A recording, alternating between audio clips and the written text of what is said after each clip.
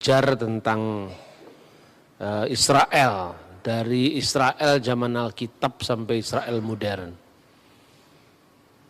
Ada banyak sekali ayat-ayat dalam Alkitab yang berbicara tentang Israel. Bagaimana orang beriman, orang-orang Kristen sekarang melihat fenomena negara Israel modern, baik secara teologis maupun secara politik, hukum internasional saat ini. Ini wilayah atau masalah yang sangat-sangat kontroversial sampai hari ini. Tapi saya akan membaca satu penggalan dari teks kitab suci yang diambil dari Injil Matius pasal 24 ayat 1 sampai dengan ayat 2 saja, ada 2 ayat saja. Matius 24 ayat 1 dan 2. Sesudah itu Yesus keluar dari bait Allah lalu pergi. Maka datanglah murid-muridnya yang menunjuk kepada bangunan-bangunan bait Allah. Ia berkata kepada mereka, kamu melihat semuanya itu. Aku berkata kepadamu, sesungguhnya tidak satu batu pun di sini akan dibiarkan terletak di atas batu yang lain, semuanya akan diruntuhkan. Jadi Yerusalem itu bangunan yang menjadi sangat penting, sentral, itu adalah yang disebut Bet Hamikdas, bait suci. Pertama-tama dibangun di zaman Raja Israel kuno, yaitu Salomo. Tapi bait Allah ini mengalami penghancuran pada masa Nebukadnezar. Lalu orang-orang Israel mengalami pembuangan di Babel. Kemudian ketika Tuhan berkehendak mengembalikan mereka kembali ke tanah suci, mereka pun kembali ke tanah suci. Bait Allah yang sudah hancur itu lalu diusahakan untuk dibangun kembali. Maka mulai pada zaman Esra, Nehemia, bait Allah itu mulai dibangun kembali. Ada peristiwa yang menarik, tatkala orang-orang Yahudi, orang-orang Israel di wilayah utara yang menikah dengan 5 suku di Asyur, ketika ikut di dalam rencana pembangunan bait Allah yang kedua itu ditolak sama orang-orang Yahudi, karena mereka dianggap telah melakukan kesalahan karena menikah dengan orang-orang Asyur. Sebetulnya dibalik semuanya itu yang Tuhan larang adalah menikah dan memasukkan ilah-ilah lain, ilah-ilah bangsa Asyur ke dalam rumah-rumah orang Israel. Dan tindakan ini bagi orang Yahudi disebut sebagai abudah zarah, penyembahan kepada berhala. Karena itu orang-orang yang ditolak dalam pembangunan kembali bait Allah yang kedua ini lalu memisahkan diri dari bangsa Israel yang lain dan akhirnya dikenal sebagai orang-orang Samaria. Nah, orang Samaria itu kemudian membangun bait Allah tandingan yang diadakan di Gunung More atau Gerizim. Di sanalah mereka membuat bait Allah tandingan sebagai tandingan dari bait Allah Israel. Mereka juga memperingati upacara-upacara Paskah mereka, sama-sama Paskah. Karena Paskah bagi orang Yahudi itu adalah titik balik dari semua kehidupan mereka ketika mereka menjadi bangsa budak di Mesir, kemudian menjadi bangsa merdeka. Nah, mereka juga memperingati upacara yang dikenal dengan Akidah Yitzhak, artinya pengikatan Iska, tapi itu diadakan kalau orang Yahudi itu di Yerusalem, di bait Allah Yerusalem, kalau orang Samaria di bait Allah Gerizim. Nah, cerita tentang orang Samaria ini memenuhi lembar-lembar perjanjian baru.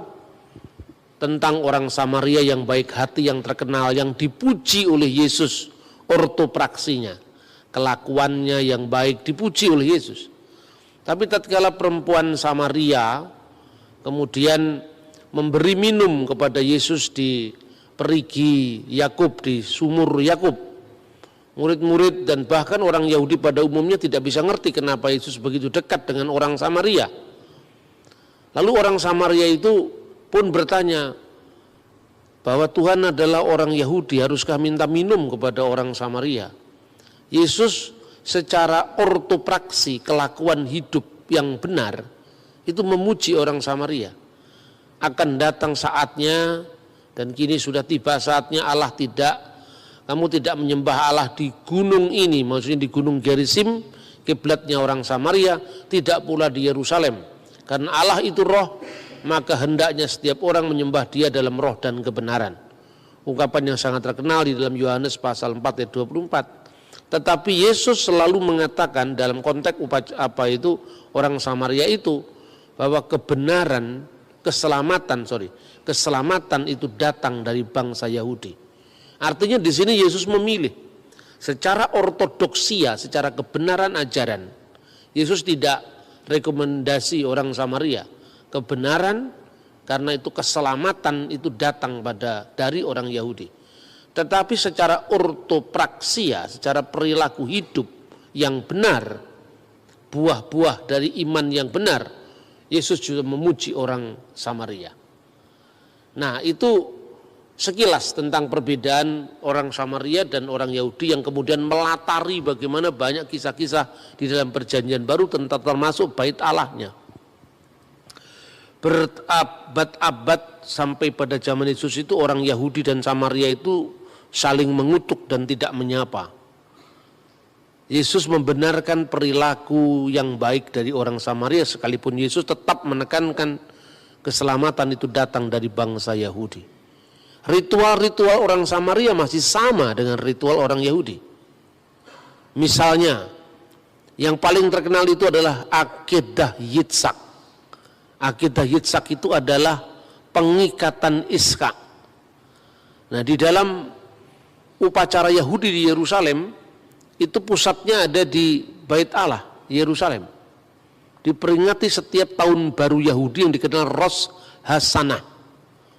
Mereka membaca teks itu, Kejadian pasal 22 ayat 2, tetap orang Samaria juga melakukan ritual yang sama. Disebutkan misalnya di sana tentang perintah untuk mengorbankan Iskak.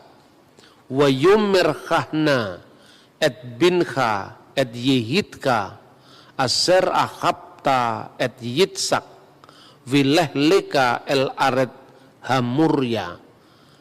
Firman Tuhan, ambillah anakmu yang tunggal, yaitu Iskak, yang kau kasih, yaitu Iskak, dan bawalah dia ke tanah Moria.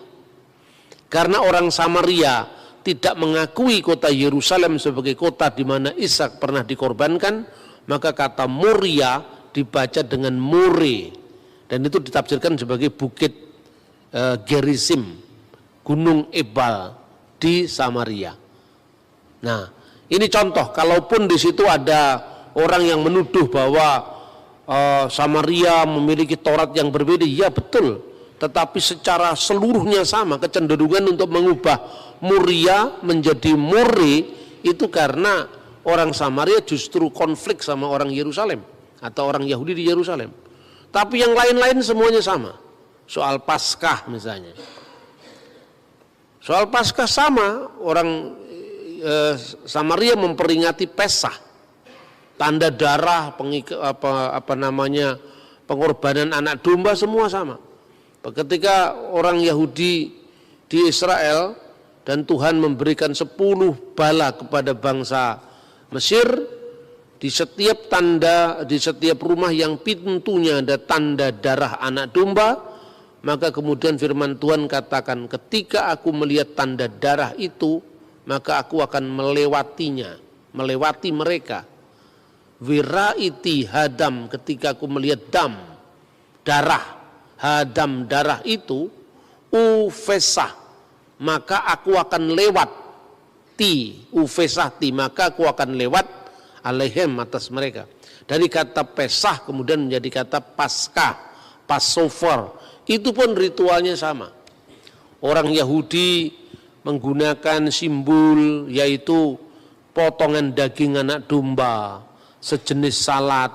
Setiap tanggal 15 bulan Nisan mereka melakukan perjamuan Paskah.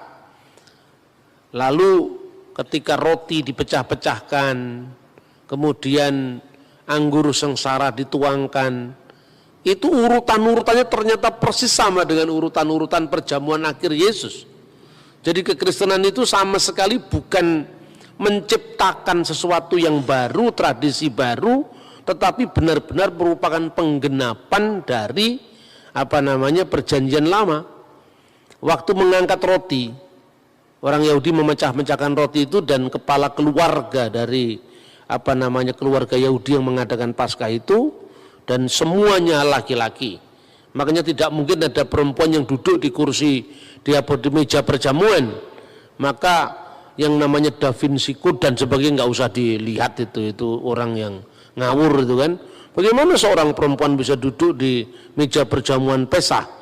Lalu pada saat itu kepala keluarga itu mengungkapkan kata-kata, inilah roti sengsara yang dimakan nenek moyang kita di Mesir. Itu bahasanya Aram, bukan bahasa Ibrani.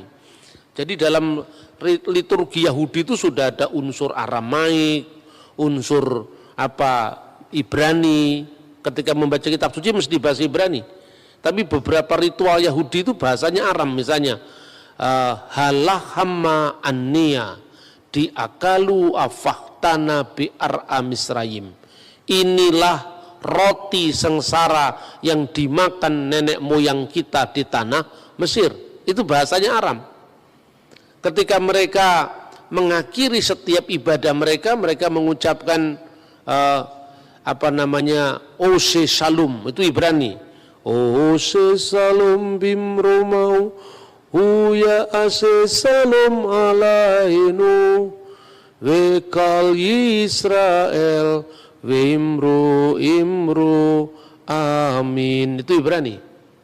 Doa-doa mereka, doa berkat roti dan anggur, semua juga doa Ibrani. Baruch atah Adonai Elohenu melek ha'ulam, ya, purei pihagaven, yang telah memberkati buah anggur dan seterusnya. Doa Yahudi juga mengenal doa bahasa Aram, misalnya ketika mengucapkan doa Kadis. Doa Kadis itu pakai bahasa Aram.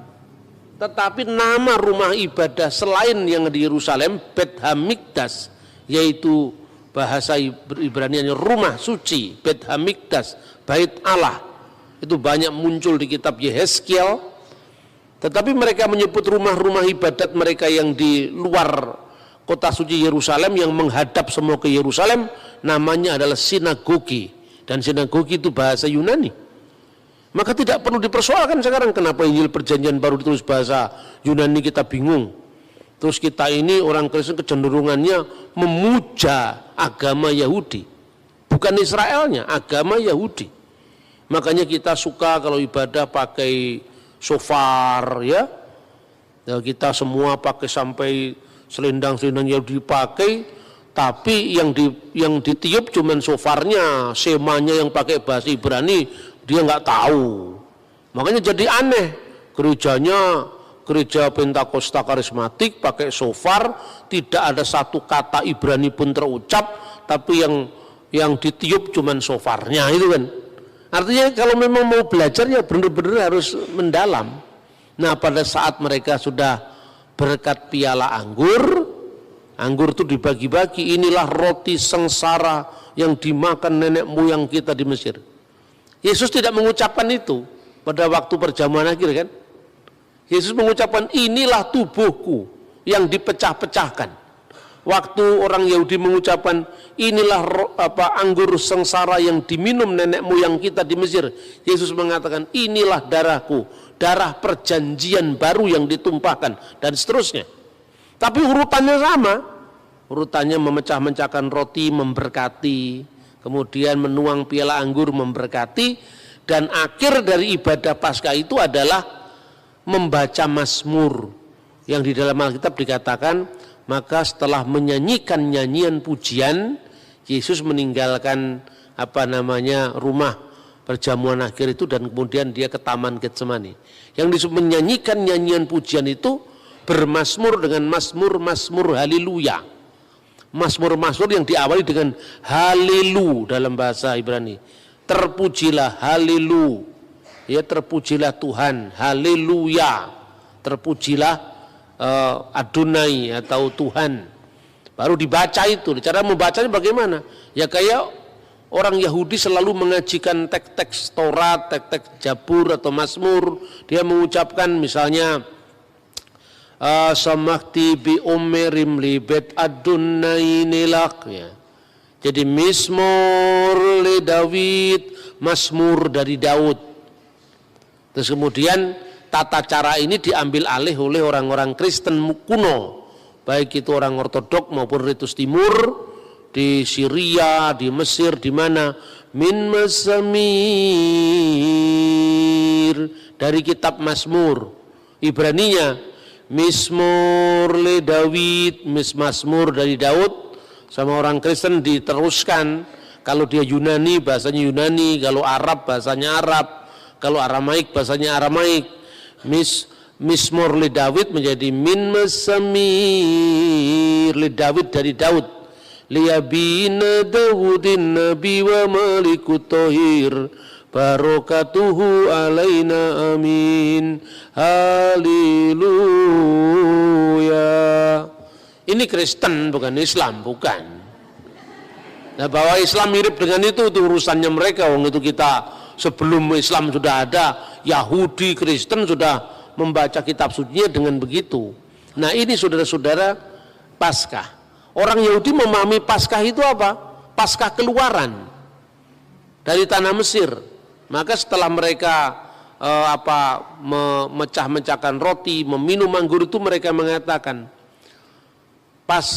sekalipun inilah kisah Paskah di mana Tuhan dengan tangannya yang perkasa telah menyelamatkan bangsa kita dari perbudakan di tanah Mesir menuju ke tanah perjanjian.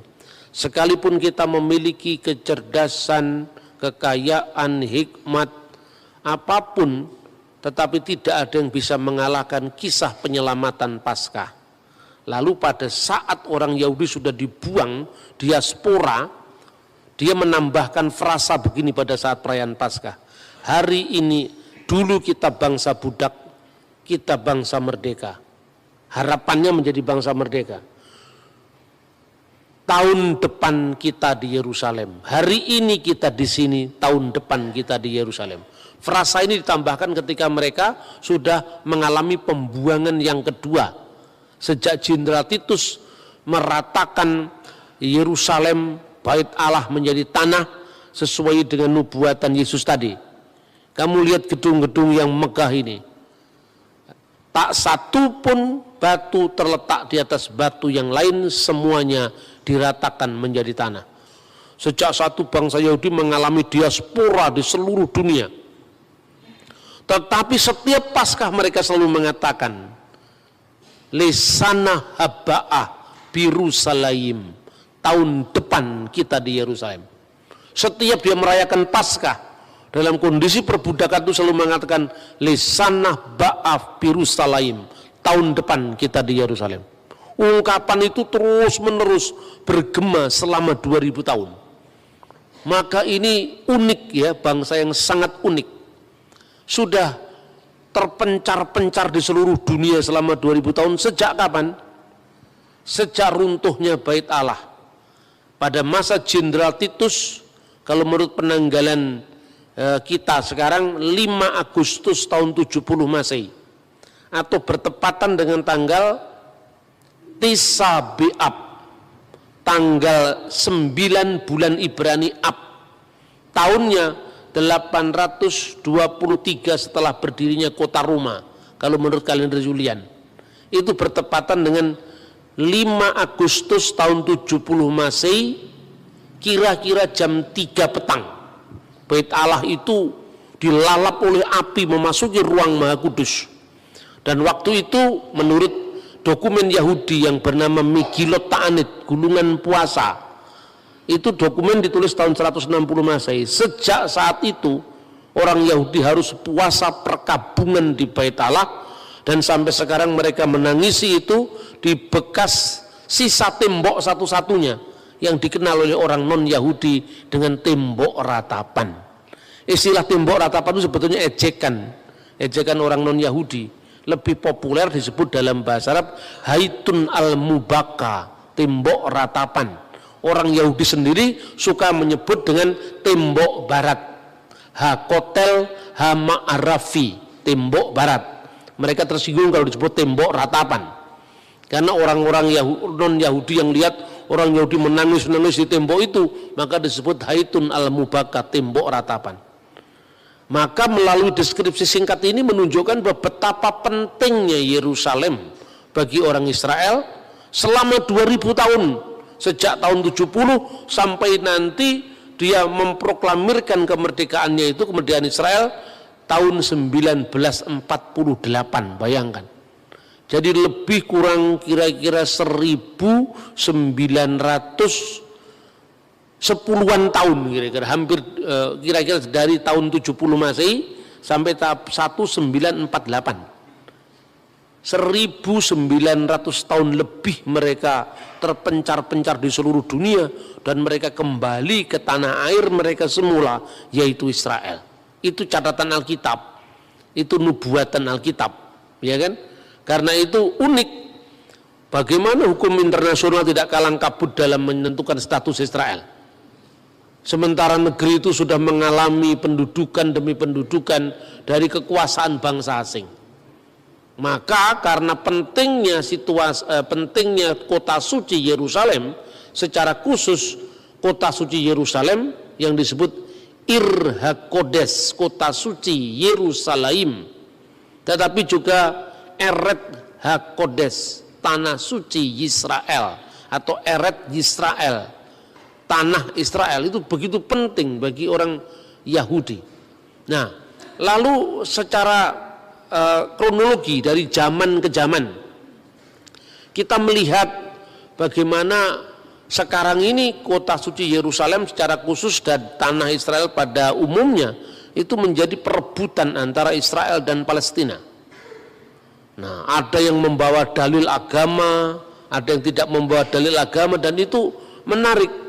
Karena apa? Ya, banyak orang Kristen bingung kemudian menyikapi itu. Katanya itu Israel menjajah Palestina, Pak. Nah, orang lain lagi mengatakan, oh tidak, itu memang haknya Israel. Tapi yang satu ekstrem mengatakan pokoknya peta Israel harus tidak boleh ada di muka bumi. Itu tuntutannya Hamas, tuntutannya kelompok-kelompok Islam garis keras. Begitu di dalam forum-forum kajian bersama-sama, Kristennya ikut-ikut ngomong, kita harus memperjuangkan hak Palestina. Iya betul, hak rakyat Palestina. Tetapi dalam konteks ini tidak usah harus kemudian menyangkal deskripsi Alkitab tentang Israel, kan gitu kan? Nah, satu pihak ketika kita membela Israel juga kita tidak boleh tutup mata terhadap penderitaan rakyat Palestina yang menjadi korban konflik itu. Karena banyak orang Palestina itu bukan hanya orang Muslim, orang Kristen juga ada di antara mereka. Bahkan orang Muslim pun ada yang menjadi warga negara Israel. Jadi warga negara Israel itu ya ada orang Yahudi mayoritas, Kristen urutan ketiga, Muslim urutan kedua.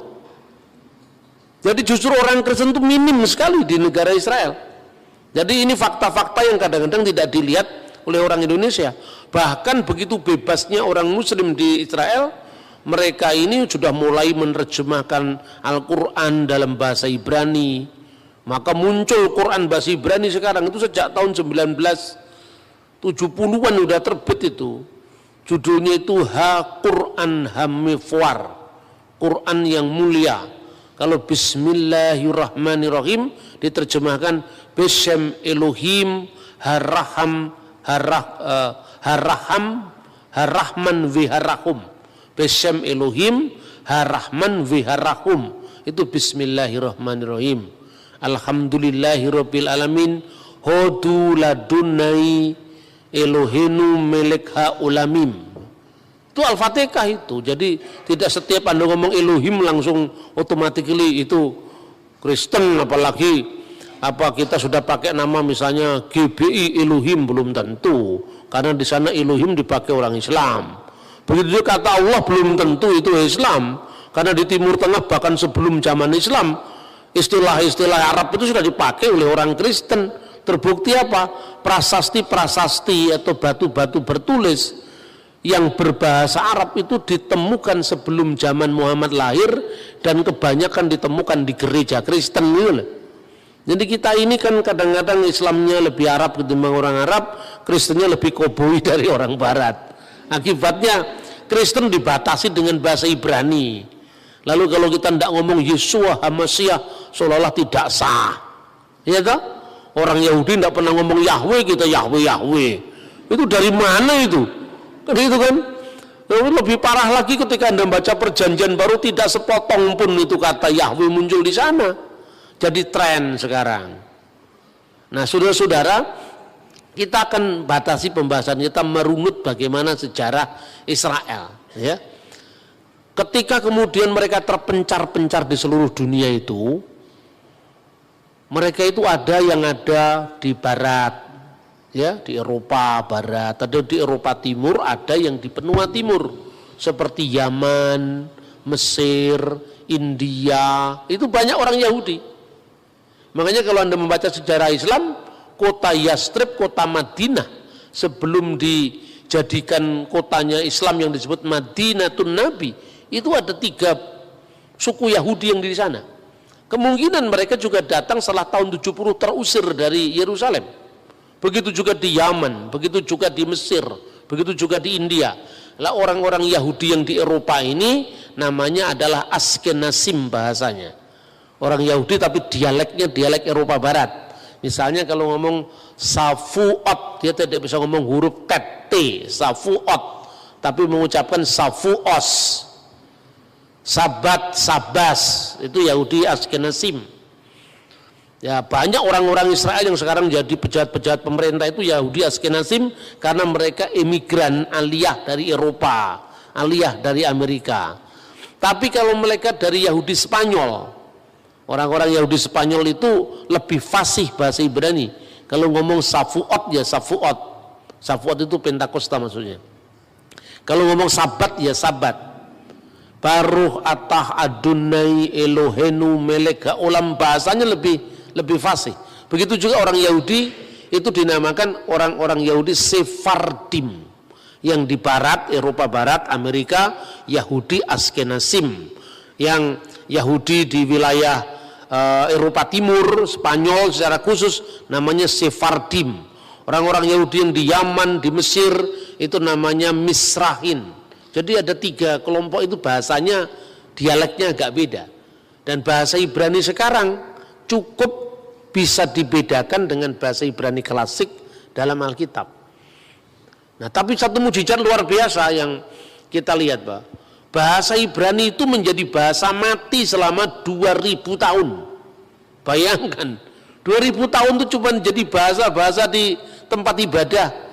Paling-paling kalau di anak orang Yahudi dia membaca Shema Yisrael Adonai Elohenu Adonai Echad. Itu kalau orang-orang Sephardim bahasanya begitu. Jadi mendayu-dayu kayak Islam, bukan kayak Islam. Islam kayak ini lebih tepat karena ini lebih tua daripada Islam. Adonai Elohenu Adonai Echad, sambil meniup shofar itu. Terus kemudian kan mirip dengan Hayyalas Shalah. Tapi kalau dia orang Yahudi dari Spanyol, orang Yahudi Spanyol yang mengucapkan, kalau orang Yahudi Askenazim mirip Protestan, mirip Katolik, karena pengaruh Barat Kristen itu kuat. Misalnya Shema Yisrael Adonai Eloheinu Adonai Echad, itu kalau Yahudi yang di Barat. Tapi baik yang Shema Israel maupun yang Shema Israel, jangan salah paham, dua-duanya nggak percaya Yesus. Itu yang penting. Jadi jangan ke Yahudi-Yahudian, sudahlah warisi gereja yang apa adanya. Kita ini mewarisi multikulturalisme gereja. Ya karena Yesus itu memang Tuhan segala bangsa. bukan hanya miliknya satu suku bangsa tertentu. Maka kalau kita membaca Alkitab pun warisan bahasa yang multilingual itu kita warisi. Perjanjian lama itu bahasa Ibrani mayoritas, tapi ada beberapa pasal dari perjanjian lama bahasa Aram. Separuh dari kitab Daniel itu bahasanya Aram. Seluruh perjanjian baru bahasanya Yunani, tetapi stylenya Aramaik. Banyak kata-kata Aram yang muncul, misalnya Gabata, Evata, sebetulnya Edfata. Di di ejaan Yunani jadi Evata, Tali Takum, Eli lama sabaktani. Itu kan bahasa Aram. Jadi stylenya itu bahasa Aram, tapi memang lingua franca saat itu bahasa Yunani. Karena orang ini begitu fanatiknya karena Yesus orang Israel, Yesus harus berbahasa Ibrani. Orang Israel tidak berbahasa Ibrani, bahasa Aram waktu itu. Bahasa Ibrani itu hanya bahasa untuk pengajian Torah, bahasa untuk membaca kitab Torah, bahasa untuk membaca kitab Tehillim atau Mazmur atau Nevim atau nabi-nabi. Tapi sehari-hari mereka, Yesus berdialog dengan Pilatus pakai bahasa Yunani. Yesus bicara dengan para muridnya, Petrus, Andreas, bahasa Aramaik. Yesus bicara di sinagoga, menerima kitab gulungan Nabi Yesaya, bahasa Ibrani. Lah kita malah ikut-ikut Islam, Arab semua, kita Ibrani semua, anti Yunani itu kan. Kita ini aneh, dikasih banyak bahasa cuma memutlakkan satu. Justru itu ciri khas kekristenan yang tidak dimiliki oleh agama lain. Nah itu loh. Maka sebetulnya kita ini berbahagia menjadi seorang Kristiani karena kita mewarisi Ibrani, kita mewarisi Aramaik, kita mewarisi lingua franca Yunani. Saya tanya, kalau seandainya semua perjanjian baru kamu andaikan ditulis dalam bahasa Ibrani, bagaimana Paulus menginjil ke Malta, ke Athena, ya toh? Daerah wilayah Yerusalem ke arah barat itu semua bahasa Yunani sebagai lingua franca. Coba paling sederhana dari apa yang dikatakan dalam kitab suci. Misalnya, tatkala kita menyebut satu orang namanya Petrus, sekaligus bernama Simon, sekaligus bernama Kefas. Itu 3 bahasa. Simon itu Ibrani, Kefah itu Aram, menjadi kata Kefas tadi Kefah. Kemudian Petrus itu Yunani. Bayangkan, itu menunjukkan bahwa dia mewarisi warisan multilingual. Kalau Anda orang Manado atau orang ini begitu jadi Kristen, nama-nama lokalnya hilang. Tetapi kalau Anda orang Jawa, nama lokalnya masih ada, ditambahi nama Kristen, nama Sansekerta, kan itu kan kemajemukan masyarakat. Nama saya Bambang itu nama Jawa, Jawa asli itu. Tapi Jawa sejak abad 16.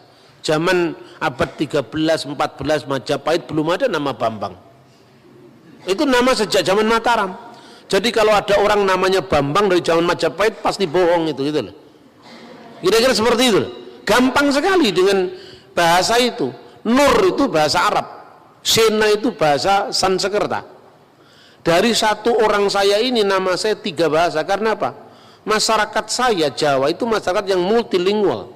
Tetapi ketika Islam masuk ke Aceh, bahasa lokalnya hilang semua. Abdul Ghafur, Abdul Aziz, Muhammad, Ahmad, Ramadan, namanya itu semua kan? Hilang namanya. Di Manado, bahasa lokalnya Manado seperti misalnya nama Pingkan, jarang didengar. Tapi semua satu kampung namanya Maria, namanya Marta, sampai sulit membedakan. Benar nggak? Dari situ kita bisa lihat pengaruh tebal tipisnya budaya. Bayangkan. Ponakannya Barnabas, anaknya Maria yang disebut Maria ibu Yohanes yang disebut Markus. Nama Ibraninya Yohanes, kan? Maria ibu Yohanes yang disebut Markus. Yohanes itu Yunanisasi dari kata Yohanan, berarti nama Ibrani. Tetapi kok yang disebut Markus? Markus itu nama Latin. Itu nama Kaisar Romawi misalnya Marcus Aurelius, coba. Orang Yahudi namanya Marcus, nama Latin. Itu menunjukkan apa? Tingkat keterbukaan budaya orang-orang Israel pada zaman Yesus terhadap budaya luar. Sekalipun mereka selalu memprotek dengan iman Yahudi mereka. Tapi tidak mengharamkan agama apa budaya lain. Contohnya Alkitab diterjemahkan sejak tahun 300-an sebelum Masehi, namanya Septuaginta. Dan di situ Tetragrammaton YHWH itu diterjemahkan dengan Kurios. Itu tidak usah dipersoalkan. Nah, justru yang dipersoalkan bagi kita itu gini, ketika kita bicara tentang Israel itu antara kekaguman, ketakjuban akan karya Allah dan mujizat bangsa Israel itu, tapi juga tidak boleh kehilangan semangat kita untuk kita tetap memberitakan Injil. Karena ternyata orang Israel yang kita kagumi, yang kita sanjung-sanjung itu malah tidak percaya atau belum percaya dengan Injil. Itu satu. Kedua, kita harus memilah Yahudi yang ditawarkan kepada kita ini Yahudi dari abad keberapa. Maka kita harus lihat sejarahnya runut. Malah kita ini orang Kristen ikut-ikut jadi Yahudi. Terus sekarang ada sinagognya di Manado. Gara-gara dia bisa menemukan saya turunan Yahudi dari suku apa, ditinggal Tuhan Yesus. Keterikatan darah lebih kuat daripada keterikatan iman, gitu loh. Makanya orang Kristen tidak boleh mengalami penyakit yang namanya minderwaardigheid kompleks, kata orang Belanda. Jadi penyakit minder ini yang membuat Anda ini pengikut Yesus kok minder, kan gitu kan, nggak boleh yang seperti itu. Kita harus memilah Yahudi yang ditawarkan kepada kita ini Yahudi dari abad keberapa. Maka kita harus lihat sejarahnya runut. Malah kita ini orang Kristen ikut-ikut jadi Yahudi. Terus sekarang ada sinagognya di Manado. Gara-gara dia bisa menemukan saya turunan Yahudi dari suku apa, ditinggal Tuhan Yesus. Keterikatan darah lebih kuat daripada keterikatan iman, gitu loh. Makanya orang Kristen tidak boleh mengalami penyakit yang namanya minderwaardigheid kompleks, kata orang Belanda. Jadi penyakit minder ini yang membuat Anda ini pengikut Yesus kok minder, kan gitu kan, nggak boleh yang seperti itu. Nah, saudara-saudara yang terkasih dalam Tuhan, dengan munculnya agama Islam, kota Yerusalem punya status baru, yaitu kota suci ketiga setelah Mekah dan Madinah. Tapi itu kapan mulainya? Maka semua klaim-klaim baik itu Yerusalem itu miliknya Islam, itu tanah wakaf sampai akhir zaman misalnya, kemudian dia Yahudi. Untung orang Kristen tidak terlalu ikut mengklaim. Karena apa? Bagi orang Kristen Yerusalem baru itu lebih penting ketimbang Yerusalem sekarang. Sekalipun keterikatan kita dengan Yerusalem lama ini tetap ada, karena ini historis sifatnya, sejarah sifatnya, antara nubuat dan penggenapan, antara simbol dan hakikat. Makanya tidak mungkin ada perjanjian baru tanpa perjanjian lama. Tidak mungkin ada Israel baru yang disebut gereja tanpa Israel yang lama. Sedangkan simbolnya aja mulai Pesah, Paskah juga sama kok. Kitabnya orang Yahudi utuh-utuh kita terima tanpa revisi apapun. Soal beda terjemahan itu lazim lah. Yang luar biasa kan gini, orang dituduh kitabnya palsu. Ini pembahasan besok. Bayangkan 2000 tahun lebih Samaria Yahudi berpisah. Kurang dari 2000 tahun, sejak tahun 90 Masehi Kristen dan Yahudi berpisah. Tapi Tauratnya masih sama, yaitu Taurat Musa itu loh, dari Kejadian, Keluaran, Imamat, Ulangan, Bilangan, Ulangan, sama. 2000 tahun berpisah, Tauratnya Yahudi, Tauratnya Samaria, dan Kristen sama. Cuma orang Samaria tidak percaya dengan Yosua terus sampai Maleakhi, dia tidak percaya. Karena apa? Nah, kalau dia percaya kan Yosua itu akhirnya tibanya Yerusalem. Wah, kalau kitab Yosua tibanya di Yerusalem, padahal Yerusalem tidak dia kehendaki sebagai kota suci. Bagian-bagian pertama kitab Yosua dia ambil, ditempatkan setelah pasal 34 kitab Ulangan. Jadi bukan Taurat Samaria berbeda atau 6.000 ayat yang berbeda, bukan 6.000 ayat-ayat dari awal kitab Yosua diambil sama dia utuh-utuh ditempatkan setelah pasal 34. Makanya jumlahnya lebih banyak. Kenapa? Karena dia tidak mau pilih semua Yosua, apalagi nabi-nabi, karena arahnya kok semua membenarkan Yerusalem gitu lah. Kira-kira seperti itu. Tapi yang penting dasar Tauratnya itu tidak berbeda. Orang ya Samaria punya Paskah, Yahudi punya Paskah, Kristen juga menggenapi Paskah itu dengan Paskah Kalvarinya Yesus. Nah, kalau orang Islam boleh aja dia menerima Taurat, boleh saja, tapi kan Taurat yang dibayangkan sendiri, Taurat yang diturunkan kepada Nabi Musa lewat malaikat Jibril. Namanya kepercayaan itu kan hak asasi setiap orang. Tapi kalau saya katakan kami juga punya Taurat, Pak, saya bilang ya, tapi Tauratmu Taurat dari alam lain karena nggak pernah eksis. Tauratnya Islam kan Taurat dari alam lain kan, nggak punya eksistensi sama sekali. Dia hanya mengandaikan ada Taurat yang digambarkan, diwahyukan, tapi dia menolak Taurat yang ada sekarang dengan tuduhan pemalsuan. Yang justru ajaibnya itu apa? Kristen, Yahudi, Tauratnya masih sama. Tafsirannya beda, ya tafsirannya beda.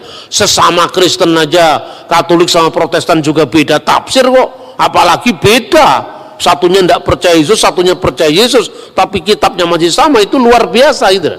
Nah, ini menjadi bukti bagaimana Alkitab itu tidak berubah. Secara khusus tentang Yerusalem, orang Yahudi punya keterikatan dengan Bait Allah, khususnya Hakotel Hama'arafi, yaitu tembok barat yang dikenal dengan Haitun al-Mubaka. Orang Islam punya sejarah sendiri yang dikaitkan dengan kunjungan Nabi Muhammad secara metahistoris, bukan secara historis, itu metahistoris, karena itu kan pengalaman iman kan terhadap kota suci Yerusalem. Lalu apa? Katanya secara metahistoris Nabi Muhammad naik dari Masjidil Aqsa itu ke Sidratul Muntaha secara metahistoris. Ya, makanya di atas tempat di mana menurut pandangan Islam dulu Nabi Muhammad naik ke Sidratul Muntaha, kemudian sejak zamannya Khalifah Abdul Malik bin Marwan tahun 695 didirikan masjid yang dikenal Dome of the Rock, Masjid Kubatus Sokroh, Masjid Kubah Biru, Kubah Emas, Masjid Kubah Emas. Lalu kira-kira tahun 705 anaknya dari Abdul Malik bin Marwan namanya Khalifah Walid bin Abdul Malik bin Marwan mendirikan satu masjid yang dinamakan sesuai dengan ayat Al-Quran. Maha suci Allah yang telah menjalankan hambanya pada malam hari dari Masjidil Haram ke Masjidil Aqsa. Berdasarkan kata Masjidil Aqsa yaitu masjid yang jauh, Khalifah Walid bin Abdul Malik bin Marwan jauh setelah zaman Nabi Muhammad menamakan masjid ini berdasarkan surat Isra tadi, dinamakan Masjidil Aqsa tahunnya 705. Sementara Nabi Muhammad meninggal 632. Maka saya gunakan kata-kata metahistoris, ya. Seperti itu, Saudara. Maka bagaimanapun alasannya, orang Islam mengakui itu sebagai tempat suci. Orang Kristen dia punya Golgota juga di dekatnya Bait Allah itu. Tapi karena orang Kristen memahami Yesus tidak ada di sini lagi, dia sudah bangkit, dia secara emosional tidak terlalu terikat pada kota Yerusalem. Dia terikat pada nama Tuhan Yesus, lebih terikat pada peristiwa kebangkitan Yesus itu. Meskipun orang Kristen juga sangat mencintai kota Yerusalem karena eksistensi Golgota ada di sana. Nah, jadi tiga kelompok ini memiliki pengalaman historis terhadap kota suci Yerusalem. Lalu Palestina dan Israel secara politik, bagaimana dia memahami klaim-klaim ini kan? Ya, lalu klaim historis itu miliknya Palestina atau miliknya Israel? Kita uji pertama. Sekarang kita uji klaim Israel dulu. Orang Israel selama 2000 tahun mereka selalu berdoa, berharap, mendamba. Mereka selalu mengatakan tahun ini kita di sini lasana habba'ah Yerusalem, tapi tahun depan kita di Yerusalem. Itu bukti liturgis bahwa mereka selalu merindukan kota Yerusalem sekalipun mereka terserak-serak di seluruh dunia. Yang kedua, di dalam teks yang tadi sudah saya kutip, yaitu Megilat Ta'anit, gulungan puasa, orang Yahudi mengakui dokumen itu tahun 160 bait Allah diruntuhkan, dibakar dengan api tepat di tanggal 9 bulan Ab atau tanggal 5 Agustus tahun 70 Masehi, sekitar sembahyang Minkah, yaitu jam 3 petang. Tanggalnya, tahunnya, sampai jamnya dicatat loh saudara-saudara. Artinya kalau orang yang tidak terlibat betul dalam pengalaman sejarah Yerusalem pasti tidak bisa menulis seperti itu. Iya kan? Itu satu. Bedakan dengan pengalaman metahistoris kaum Islam tadi. Identifikasi kota Yerusalem itu terjadi baru sejak zamannya Khalifah Abdul Malik bin Marwan.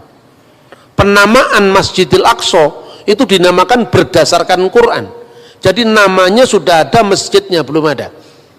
Artinya ini berbeda dengan pengalaman orang Yahudi di mana jamnya, tanggalnya, tahunnya, ritualnya masih ada sampai hari ini yang namanya puasa perkabungan Tis'a B'Ab. Kemudian data di luar Alkitab. Data di luar Alkitab, pertama saya menemukan prasasti yang ditulis oleh Fir'aun Merenpetah. Itu berkuasa kira-kira tahun 1213 sampai dari 1203 sebelum Masehi. Dalam prasasti Fir'aun Merenpetah itu disebutkan Zir-Il, maksudnya Israel, Zir-Il Plat Ben Perat. Israel telah dibiarkan gersang, benihnya tidak ada lagi. Ini setelah peristiwa Eksodus. Jadi Fir'aun Merenpetah itu hidup setelah Fir'aun Eksodus yang menceritakan penaklukan terhadap Yerusalem, terhadap Israel. Kemungkinan dia telah menyerang wilayah Israel yang waktu itu sudah menetap jadi wilayah atau kekuasaan bangsa Israel pada zaman setelah Yosua. Itu bukti-bukti di luar teks kitab suci. Kedua, bukti-bukti dari zaman setelah Raja Daud, yaitu prasasti batu Mesa Stone yang ditemukan di Yordan. Kalau saudara pergi ziarah ke Israel, Anda akan menemukan replikanya itu di Gunung Nebo, di gereja Fransiskan Katolik. Di situ ada data arkeologinya yang namanya batu Mesa. Di situ tertulis itu zamannya Israel sudah terbelah menjadi dua. Israel di Samaria, Yehuda di Yerusalem. Kira-kira prasasti itu muncul tahun 850, ada kata-kata Omri Melek Yisrael. Omri Raja Israel. Jadi artinya Israel sebagai negara yang berdaulat dengan teritorial tertentu itu sudah ditulis dalam prasasti Merenpetah dari abad 12 sebelum Masehi. Bahkan ada tertulis dalam inskripsi-inskripsi dari musuhnya Israel, yaitu Raja Mesa, yang kisahnya juga ada dalam Alkitab. Itu disebutkan prasasti batu Mesa itu 850 sebelum Masehi. Nah sekarang kita menguji bagaimana klaimnya Palestina. Yang disebut Palestina itu pertama kali muncul kalau data biblikal itu dalam kitab Kejadian pasal 10 ayat 13 sampai 14. Di situ disebutkan Filistin.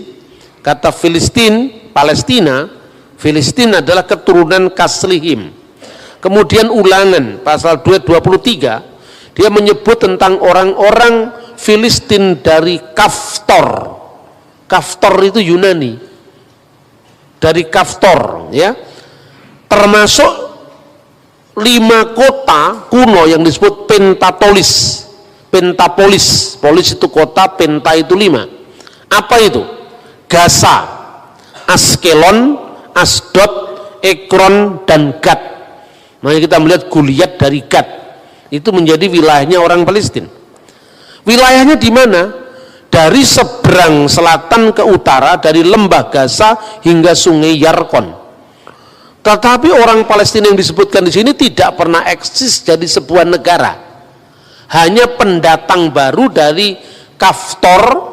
Maka di dalam terjemahan Alkitab Septuaginta, mereka disebut dengan 3 nama. Pertama, Pulistin, Palestina; Helenas, orang-orang Yunani karena mereka datang dari wilayah Yunani; atau Alopuloi, bangsa-bangsa lain, sebagai terjemahan dari kata-kata Goyim. Jadi termasuk orang Goyim di luar Israel. Penemuan arkeologi akhir-akhir ini menunjukkan bahwa tempat-tempat di wilayah misalnya Asdod, Askalon, Gad, itu banyak ditemukan tulang-tulang babi. Artinya apa? Daerah itu pasti dulu daerah yang dihuni oleh orang-orang Filistin purba. Nah pertanyaannya, Filistin purba ini tidak pernah eksis jadi negara. Berarti berbeda dengan Israel yang jelas eksis jadi negara. Prasasti Meren Petah, prasasti batu yang ditemukan di Yordan tadi, batu Mesa di Yordan, Mesa Stone. Jelas itu ada eksistensi sebagai negara. Sementara Filistin itu adalah pendatang. Tapi apakah Filistin dalam zaman Alkitab itu sama dengan Palestina sekarang? Nah, itu yang jadi masalah. Nah, kita akan lihat contoh bahwa orang Palestina sebagai pendatang itu ditulis di dalam Sefanya 2 ayat 5. Yosabe Hebel Hayam Kretim, penduduk tepi laut orang-orang Kreti. Kreti itu pulau Kreta dari Yunani. Yang kedua misalnya disebut juga tadi disebutkan Filistin Mekaftorin, orang-orang Palestina yang datang dari daerah yang namanya Katfor. Ini menunjukkan eksistensi orang-orang pendatang di Yerusalem. Bagaimana dengan ungkapan Al-Quran sekarang? Nah ini penting ini. Justru anehnya Al-Quran sendiri, kalau ini dijadikan rujukan sebagai konflik agama, justru di dalam Al-Quran surat Al-Maidah ayat 21 menegaskan bahwa kepada Musa, kaumnya Musa telah diberikan tanah suci, yaitu Israel. Disebutkan di dalam surat Al-Maidah 21 digambarkan Nabi Musa itu menyampaikan kepada kaumnya, ya kaumi udkhulu al-ardal muqaddasal lati kataballahu lakum, wahai kaumku, ya kaumi, udkhulu masuklah al-ardal muqaddas, ke tanah suci, alladzi yang oleh Allah kataballahu lakum, diberikan kepadamu. Nah, bagaimana teks ini kemudian dipahami oleh orang-orang pejuang Hamas Palestina sekarang? Sejak orang-orang Israel menolak Muhammad sebagai nabi terakhir, maka perjanjian ini sudah batal katanya. Dan sekarang tanah Palestina itu sebagai tanah wakaf yang diberikan oleh Allah kepada umat Islam sampai akhir zaman. Itulah. Jadi ini Quran ini katanya batal karena sejak orang Yahudi menolak Isa al-Masih dan Muhammad, itu kira-kira.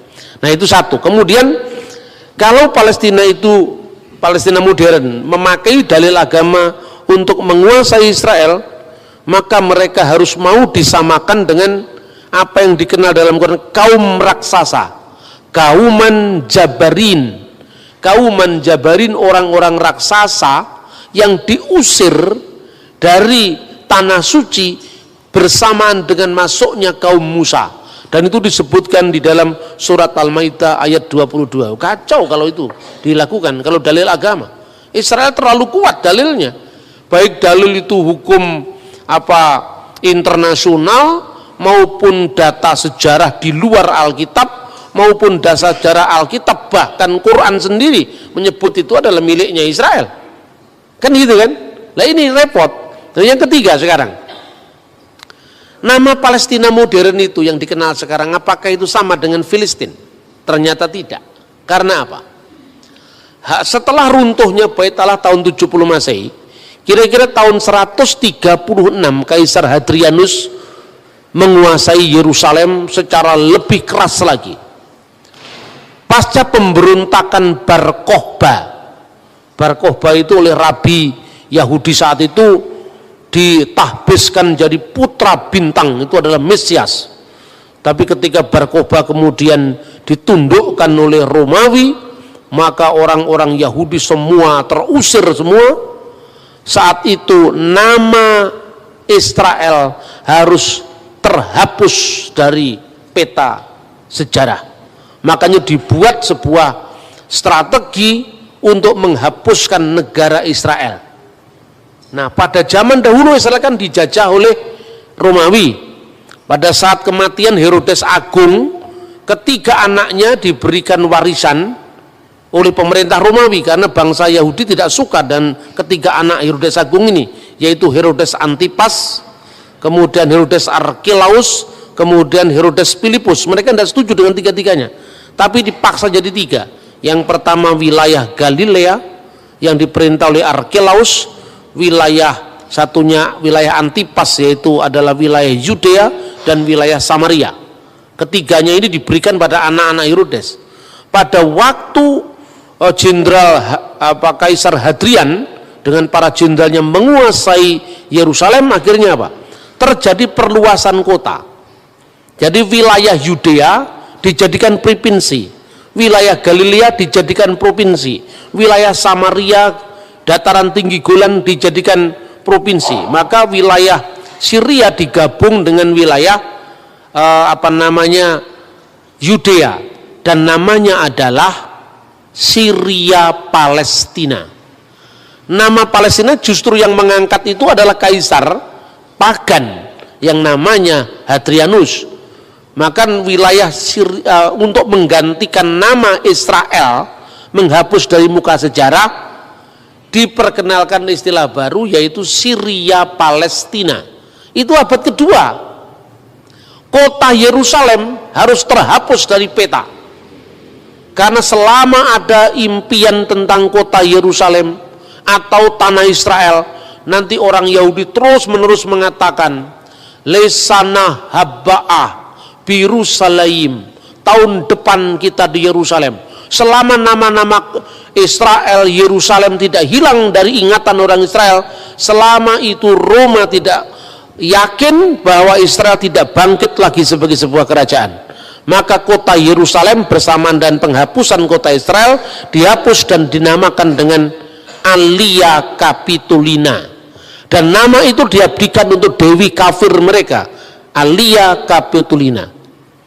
Menariknya, kata Yerusalem tidak muncul dalam Al-Quran, tidak muncul dalam hadis.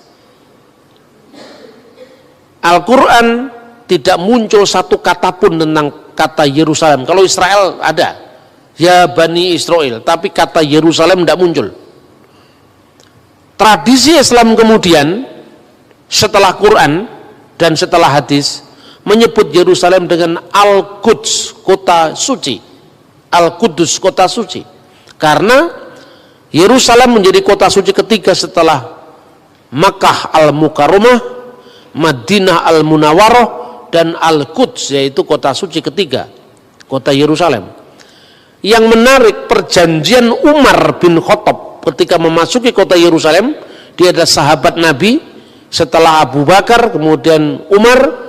Lalu pada zaman Umar dia melakukan Mistaq al-Umariyah, yaitu perjanjian atau konstitusi Umar.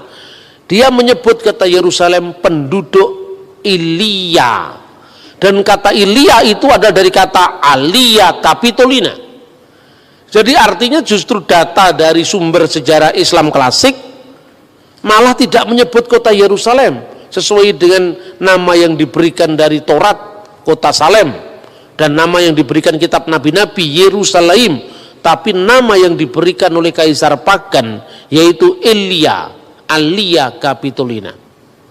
Maka segala macam identifikasi secara teologis dari Quran maupun dari sejarah Islam akan merugikan Palestina.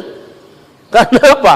Yang jelas Quran tidak menyebut kata Yerusalem, Quran malah menyebut kata tradisi Islam kemudian malah menyebut kota Alia, dan Alia itu membenarkan Alia Capitolina. Kalau dia menyebut Filistin, itu sama dengan tadi kaum raksasa yang dikalahkan Daud, yaitu Goliat, dan itu ada dalam surat Al-Maidah, kaum raksasa yang diusir dari kota tanah suci begitu kaum Musa memasuki kota suci itu. Ini sulitnya identifikasi keagamaan bagi perjuangan Palestina. Lalu sisa satu lagi, kalau gitu apa yang harus dilakukan? Ya lihat dari hukum internasional sekarang. Satu-satunya begitu, tidak bisa pembenaran secara agama. Kalau pembenaran agama, Israel pasti menang. Wong jelas itu datanya tidak hanya ada dalam kitab suci, baik Taurat, Injil, Quran, bahkan catatan-catatan sejarah yang menunjukkan bahwa bangsa Israel memang eksis sebagai bangsa. Tetapi hukum internasional memang tidak memiliki aturan yang jelas. Bagaimana kalau sebuah negara 2000 tahun sudah hilang kemudian kembali? Lah ini hanya ada di dalam rencana Tuhan, tidak ada di hukum internasional ini. 2000 tahun sudah meninggalkan kota Yerusalem, jadi masalah. Di situ sudah pernah diduduki orang Roma, setelah Roma Persia, setelah Persia Roma lagi, setelah Roma kemudian Arab, setelah Arab, kan bangsa Arab itu menduduki ketika zamannya dinasti Umayyah, zamannya Khalifah Abdul Malik bin Marwan. Lalu dinasti Umayyah runtuh jadi dinasti Abbasiyah, kemudian dinasti Mamluk Mesir, terakhir adalah dinasti atau kekhalifan Ottoman. Kekhalifan Ottoman itu Turki modern. Nah, waktu Perang Dunia Pertama tahun 1914, mereka kalah dengan lawan-lawan mereka. Karena Turki di pihak yang kalah perang, maka otomatis daerahnya diserahkan kepada yang menang perang. Itu Perang Dunia Pertama 1914. Lalu diserahkanlah kepada Inggris.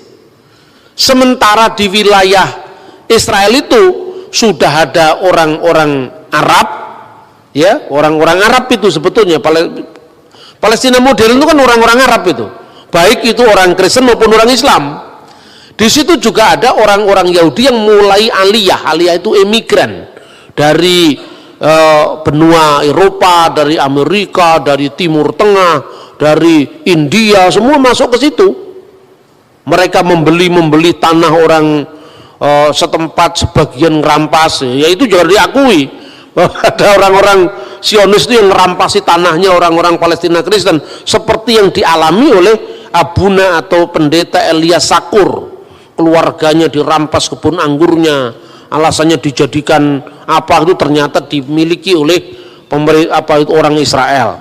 Itu harus diselesaikan tidak di dalam konteks negara, tapi dalam konteks penegakan HAM, kan itu kan harus dipilah mana bukan Palestina sebagai negara tapi rakyat Palestina. Itu yang terjadi.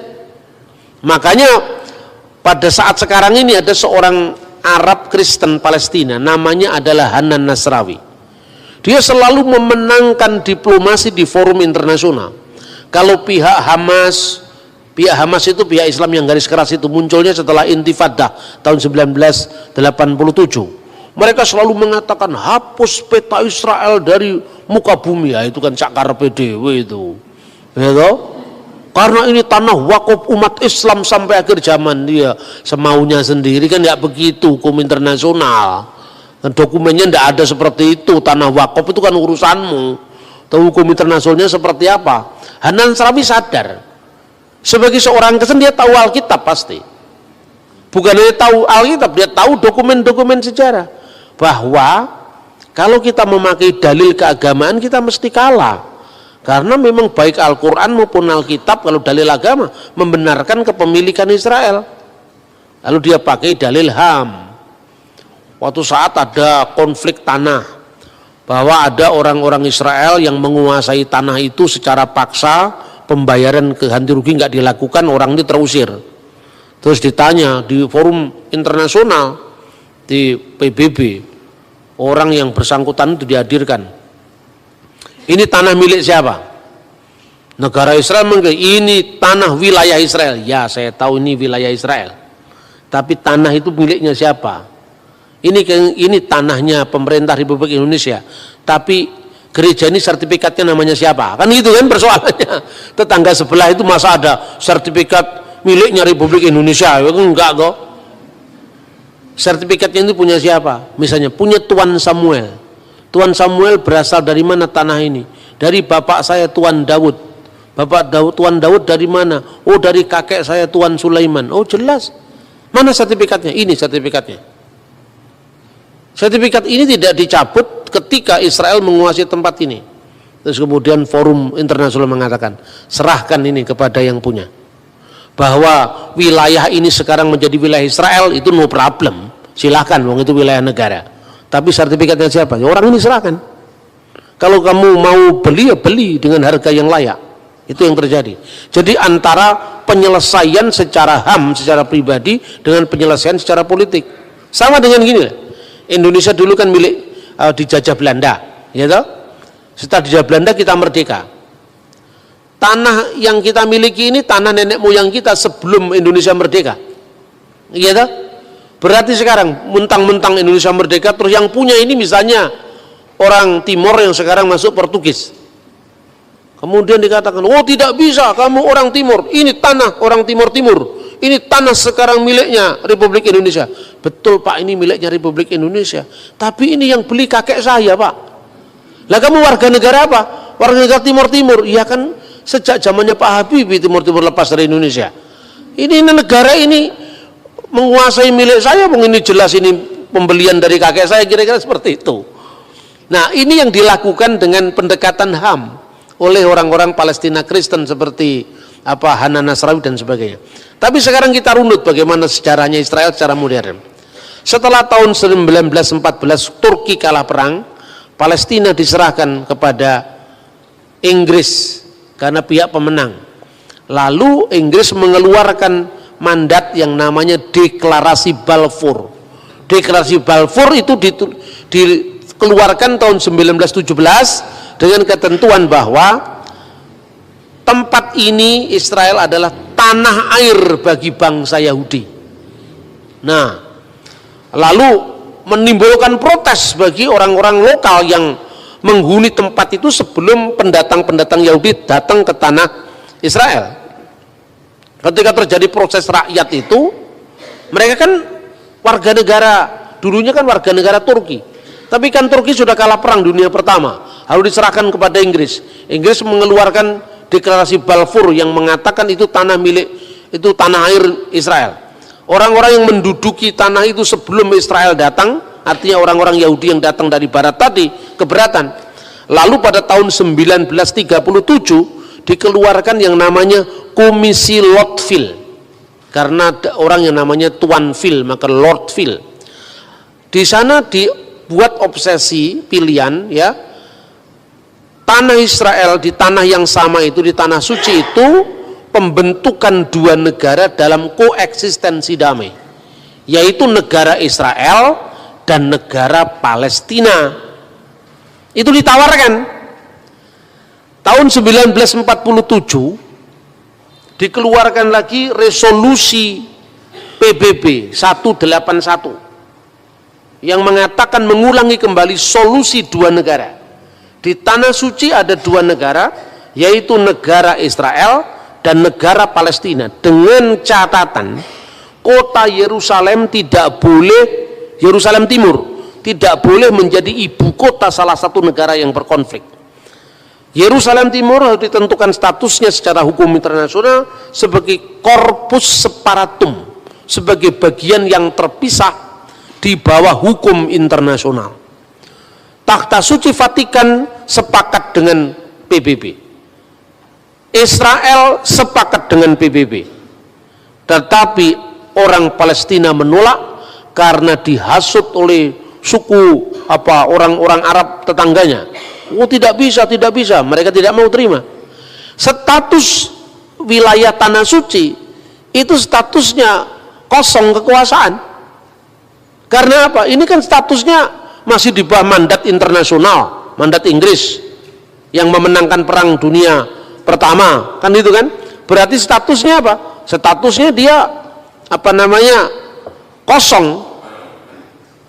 Ketika orang-orang Palestina masih sibuk menolak dan mereka punya agenda menghapus Israel dan tidak ada negara Israel sampai kapanpun juga di wilayah Palestina.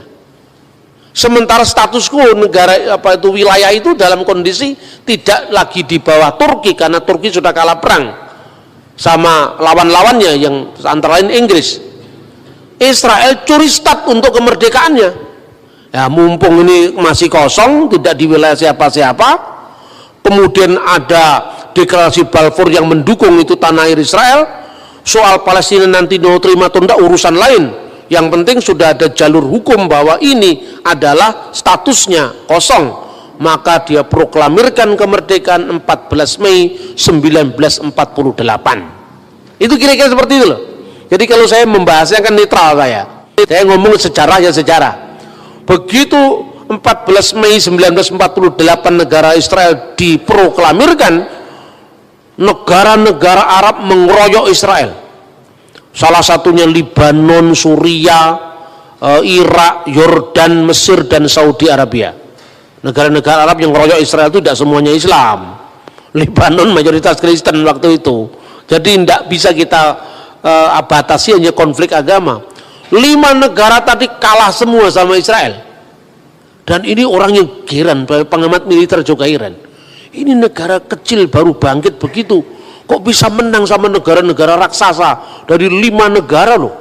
Lebanon, Suriah, Irak, Yordan, Arab Saudi. Bahkan kemenangan itu telah menambah wilayah yang dulu kan ditentukan ini wilayah Israel, ini wilayah Palestina oleh mandat PBB, resolusi 181. Dengan kemenangan perang itu dia menambah wilayahnya 50% lebih. Jadi dari dulu yang menjadi wilayahnya Palestina sekarang menjadi wilayah Israel. Lah, ini kan bukan pencaplokan, ini menang perang kok. Salahnya sendiri kamu menolak kemarin. Kalau kamu menerima opsi 2 negara, selesai kan wilayah masing-masing. Lah ini kamu menolak, kemudian kamu ngelawan kami, kemerdekaan kami perang dan kamu kalah. Lah ketika kalah kan kemudian wilayah yang dimenangkan tadi secara hukum internasional diakui sebagai pemenang perang. Seperti kasusnya menangnya perang Inggris dan sekutunya atas Turki dan sekutunya. Gitulah kira-kira. Nah, perlawanan tidak berhenti. Mulai muncul selain perang tahun 48, lalu disusul lagi perang 6 hari tahun 1967, terakhir perang Yom Kippur 1973. Di peperangan Yom Kippur itu menarik. Orang Yahudi pada masa raya kan tidak boleh perang, diserang mendadak, tapi ya menang akhirnya. Nah, ketika Israel itu menang, ini menjadi problem bagi negara-negara itu. Kemudian perjanjian terus dilakukan. Muncullah Yasser Arafat. Yasser Arafat itu istrinya orang Kristen, menikah campur itu, menikah beda agama itu. Jadi di Timur Tengah itu istrinya tetap Kristen, makanya dulu kalau Natalan selalu istrinya itu datang ke gereja, ikut liturgi sampai selesai, Arafat menunggui di sampingnya. Di Timur Tengah yang begini bukan pemandangan yang aneh. Biasa ulama masuk gereja mengucapkan selamat Natal itu biasa. Itu yang dilakukan oleh Rafsanjani di Iran, yang dilakukan Syekh Al-Azhar di Mesir, yang dilakukan mulai Presiden Yasser Arafat sampai Presiden Mahmud Abbas. Palestina sekarang itu biasa. Hanya orang Indonesia aja yang lebih Arab ketimbang orang Arab. Tapi ya sudah, ini kan urusan akidah masing-masing, silakan lah. Saya cuma membandingkan bahwa mengucapkan selamat Natal di negara-negara Arab itu bukan hal yang aneh itu loh. Kemudian solusi 2 negara tadi diterima oleh Arafat. Arafat menerima solusi 2 negara, tapi pada pihak lain tetap intifadah jalan. Artinya ada orang Palestina moderat di garisnya Fatahnya Arafat ini, lalu orang Palestina yang garis keras faksi agama melahirkan yang namanya Hamas. Pada saat keras-kerasnya intifadah itu tahun 1987. Akhirnya sejak saat itu Palestina terbelah menjadi 2, yaitu faksi Hamas dan faksi Fatah. Itu yang terjadi seperti itu. Nah, pada saat sekarang ini setelah pemilu tahun 2006 ya, kemudian sebelum itu ya tahun 80-an itu sampai Presiden Anwar Sadat mati terbunuh itu kan karena perjanjian damai dengan Israel. Nah, 50% lebih dari kemenangan perang tadi lewat meja perundingan sama Israel dikembalikan ke Mesir. Maka Sinai saya kembalikan, ya, wilayah Yordan juga ini milik kamu, tapi kamu jangan ganggu saya lagi ya. Nah makanya sejak saat itu Yordan sama Mesir sekarang menjadi sahabat Israel, Saudi menjadi sahabat Israel, Irak belum, Lebanon masih keras ya kan. Itu yang terjadi sekarang ini. Nah kemudian baru beberapa tahun terakhir ini mereka ingin menerima solusi dua negara damai, tetapi minta wilayah sebelum perang, ya tidak bisa dong. Loh kamu kemarin kan ngelawan perang, setelah perang saya menang, masa wilayah yang sebelum perang yang ditentukan PBB kamu minta lagi? Tidak bisa. Jadi itu dikatakan pencaplokan wilayah-wilayah Palestina, itu sejatinya tidak seperti itu. Ini secara apa? Nah kemudian baru beberapa tahun terakhir ini mereka ingin menerima solusi dua negara damai, tetapi minta wilayah sebelum perang, ya tidak bisa dong. Loh kamu kemarin kan ngelawan perang, setelah perang saya menang, masa wilayah yang sebelum perang yang ditentukan PBB kamu minta lagi? Tidak bisa. Jadi itu dikatakan pencaplokan wilayah-wilayah Palestina, itu sejatinya tidak seperti itu. Ini secara apa jujur. Kemudian yang terakhir, pemindahan apa namanya kedutaan Israel yang kedutaan Amerika yang selama ini di Tel Aviv dipindah ke Yerusalem, heboh di seluruh dunia. Orang Indonesia ikut heboh mengadakan demo, bahkan sumbangan beras kepada Palestina. Kalau orang Palestina kan nggak makan nasi, berasnya dimakan siapa sekarang? Tapi memang orang Indonesia itu pinter ya. Dia ikut-ikut seolah-olah ngomong Palestina, padahal duitnya nggak ke Palestina. Saya ini ngomong sendiri langsung dalam siaran televisi waktu itu, TVRI sama apa namanya NDTV waktu itu, sekarang jadi RBTV itu. Saya itu diwawancara di Kedutaan Besar Palestina bersama dengan Duta Besar Palestina waktu itu dan Profesor Komarudin Hidayat. Nah kemudian di awal dari wawancara itu Pak Dubes itu mengatakan begini, kami tidak pernah menerima bantuan sepeser pun dari orang-orang yang demo itu untuk Palestina. Justru bantuan dari PGI yang kami terima, bantuan dari KWI yang kami terima.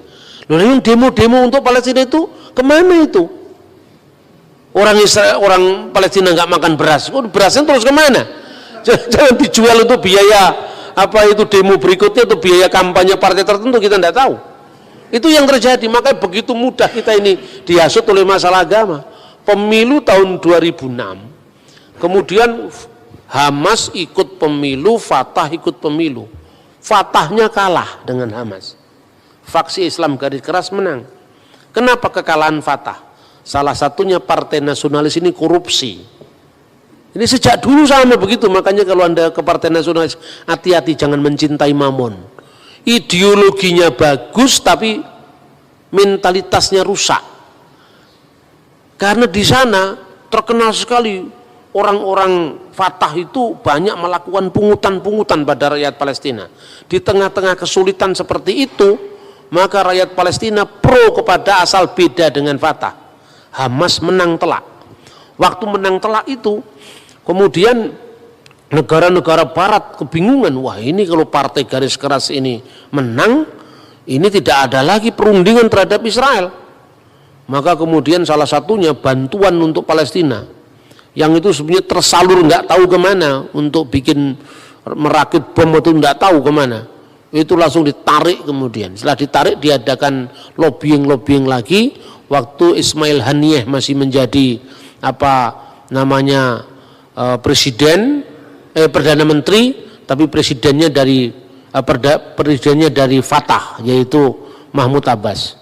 Nah sekarang ini jujur wilayah Gaza itu wilayah menjadi markasnya Palestina, faksi Hamas. Wilayah West Bank, wilayah apa jalur apa itu tepi barat itu wilayahnya Fatah sampai hari ini.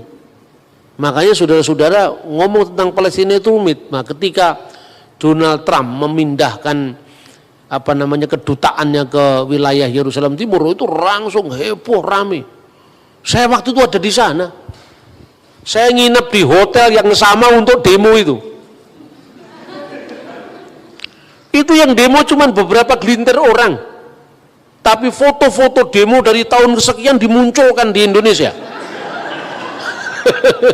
Jadi kami itu hanya tertunda mungkin hanya setengah jam. Jadi mereka itu teriak-teriak, pasang spanduk, kemudian ya mereka tertib demonya juga. Bis asing itu keluar, lalu mereka jalan, nggak nutup jalan. Itu di Indonesia beritanya heboh sekali. Katanya ini Yerusalem sedang kacau, makanya orang nggak berani ke Israel. Padahal aman-aman saja Israel. Kalau Anda pernah ya pergi, saya juga banyak mengalami itu kan, saya ke Israel itu kan paling sering loh. Mungkin sudah puluhan kali saya, setiap tahun 4 kali, 2 kali, 5 kali gitu ya, sejak di bawah tahun 2000. Karena saya punya interest tinggi kepada studi tentang Timur Tengah toh. Dan saya punya banyak teman di sana waktu saya masih kuliah di Timur Tengah dulu. Nah itu kemudian diekspos, di blow up besar-besaran. Kadang-kadang gambarnya itu bukan gambar demo saat itu. Ternyata benar-benar Trump memindahkan kedutaannya. Tapi Trump itu juga pinter. Tempat yang didirikan untuk kedutaan Israel itu bukan di wilayah Yerusalem Timur, perbatasan Yerusalem Timur, Yerusalem Barat, ini Yerusalem Timur. PBB menentukan yang disebut Corpus Paratum itu hanya Yerusalem Timur, di mana Bait Allah di dalamnya. Sementara Yerusalem Kota Baru itu tidak termasuk wilayah yang Corpus Paratum tadi. Lihat Trump mendirikan itu di sini. Ini di bawah, ini Yerusalem Barat bukan Yerusalem Timur. Jadi kalau mereka ngugat rame-rame, ini kan bukan Yerusalem Timur, ini Yerusalem Barat, tapi tetanggaan dikit aja, gitu. Kalau orang nyebrang di sini, lewat garis ini Anda sudah bisa beli makanan, beli jus, beli minuman di sini. Jadi kira-kira kalau pegawai kedutaannya besar dia mau jajan ya sebelah sini juga, Yerusalem Timur, tapi posisi gedungnya itu tidak di wilayah Yerusalem Timur, tapi di wilayah Yerusalem Barat yang tidak termasuk dalam definisi Corpus Paratum tadi. Nah, tapi Israel memang pinter ya memang. Mereka menggunakan itu. Nah ini loh, Amerika aja sudah masuk. Bagaimana negara lain? Amerika Latin yang lain-lain mulai mindahin satu. Status quo itu menjadi pembenaran internasional terhadap Israel. Mestinya Palestina itu belajar di Republik Indonesia. Apa kita dulu tidak sulit menyampaikan batas wilayah kita? Coba, waktu sidang PPKI, sidang Dokuritsu Chunbei Inkai, zaman Jepang itu kan, Bung Hatta, Pak Yamin, Bung Karno berdebat wilayah Indonesia. Pak Yamin yang paling ekspansif, wilayah Indonesia adalah Astadwipa Pulau yang ke-8, wilayah Majapahit Raya waktu itu. Nah, kerajaan Majapahit itu kan wilayahnya sampai di Singapura. Masa Singapura mau dimasukkan Indonesia? Itu Pak Yamin. Bung Hatta lebih realistis. Waktu debat soal Papua, Papua itu masuk Indonesia apa tidak? Masuk katanya Yamin, karena Papua itu disebut Wanin zaman kerajaan Majapahit. Bung Hatta mengatakan, rasnya itu warnanya beda dengan kita loh. Mereka ini bukan termasuk orang-orang Melanesia yang rasnya sama dengan Indonesia Barat, tetapi mereka termasuk Polynesia. Melanesia, kita termasuk Polynesia, mereka termasuk Melanesia. Katanya Pak Yamin, dalam dokumen negara Kertagama itu disebut wilayah Indonesia. Zaman Van Vollenhoven itu wilayah hukum adat Ternate Tidore, jadi wilayah Indonesia. Yang lebih realistis mereka mengatakan, udahlah jangan terlalu tinggi-tinggi, Papua okelah masuk, karena itu wilayah Hindia Belanda. Tetapi daerah-daerah lain seperti Thailand jelas nggak masuk, sekalipun dulu masuk Majapahit. Lalu yang paling masuk akal, bekas jajahan Hindia Belanda adalah wilayah Indonesia. Tapi Belanda kan nggak mau mengakui. Yang pertama-tama diadakan mulai dari konferensi Perjanjian Linggarjati, Renville sampai Meja Bundar kan? Pada awal-awal tahun 46 Perjanjian Linggarjati hanya mengakui Indonesia itu wilayahnya seluruh Jawa, Madura dan Sumatera. Tapi Indonesia terima. Kenapa terima? Ini kan sebagai titik pijak secara hukum bahwa de facto mereka mengakui kemerdekaan kita. Itu jeniusnya para founding fathers kita. Oke, sementara akui saja. Nanti menjalar, itu loh kira-kira. Kemudian tahun 48 diadakan lagi yang namanya wilayah Indonesia, termasuk adalah Jawa Tengah, Jogja plus Sumatera. Nah, lebih panjang lagi ya. Kemudian Indonesia menerima 3 delegasi asing. Waktu itu Amerika Serikat, Australia dan Belgia. Gencatan senjata dilakukan dengan Van Mook. Artinya apa? Kalau sudah delegasi asing masuk ke Indonesia, berarti secara hukum internasional de facto dan de jure diakui ini wilayah Indonesia. Baru kemudian 2 November tahun 49 Belanda menyerahkan wilayah Indonesia tanpa syarat dengan perkecualian Papua. 1960-an lewat diplomasi yang terus-menerus semua wilayah NKRI ini utuh. Dari tahun 46 sampai tahun 60-an itu dilakukan. Coba kalau Palestina tidak terlalu temperamental, sabar itu kan, orang sabar lebih daripada pahlawan pasti dapat. Lah orang menolak opsi 2 negara damai koeksistensi dalam satu wilayah. Sudah nolak, memerangi. Setelah perang kalah, minta lagi, yang ini nggak bisa dong. ini bahasa vulgarnya seperti itu, karena ini konsumsi jemaat. Saya kalau bicara begini di PGI nggak seperti ini. Saya diundang oleh PGI bicara tentang dalam rangka 70 tahun WCC. Saya bicara tentang posisi Israel Palestina di dalam diskursus dialog Kristen Islam. Karena pesertanya tidak hanya dari kalangan Kristen, saya bicaranya ya lebih akademis lah, karena ini dalam konteks jemaat ya saya agak guyon aja supaya semua pesannya bisa ditangkap dengan baik. Lebih-lebih yang dari STT, dari sekolah teologi, kiranya ini bisa memperkaya wawasan kita tentang tanah Israel dan segala problematiknya, baik dari aspek biblical maupun dari aspek hukum internasional dan kacamata politik modern. Terima kasih.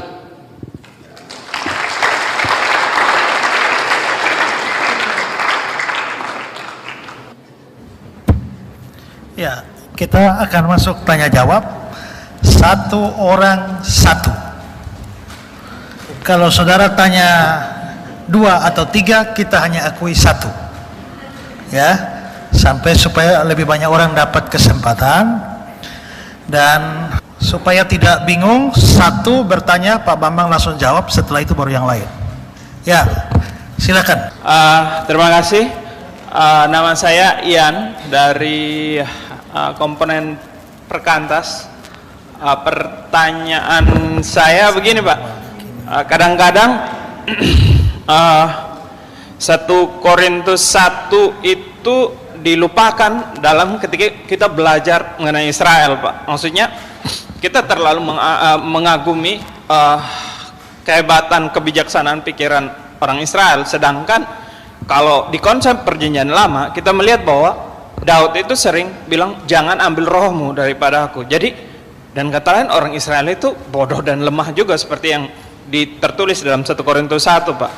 Jadi pertanyaan saya, bagaimana kita tetap bisa istilahnya menyaring, memfilter bagian mana yang perlu kita pelajari dari Israel dan bagian mana yang tidak perlu, Pak. Karena sejujurnya orang zaman sekarang ini kalau saya lihat, Pak, dia gayanya gaya Yunani, Pak. Jadi kebijaksanaan, sofi-sofi kayak gitulah, Pak. Jadi mohon tanggapannya, Pak. Terima kasih. Sekian. Ya, langsung Pak Bambang. Ya, terima kasih.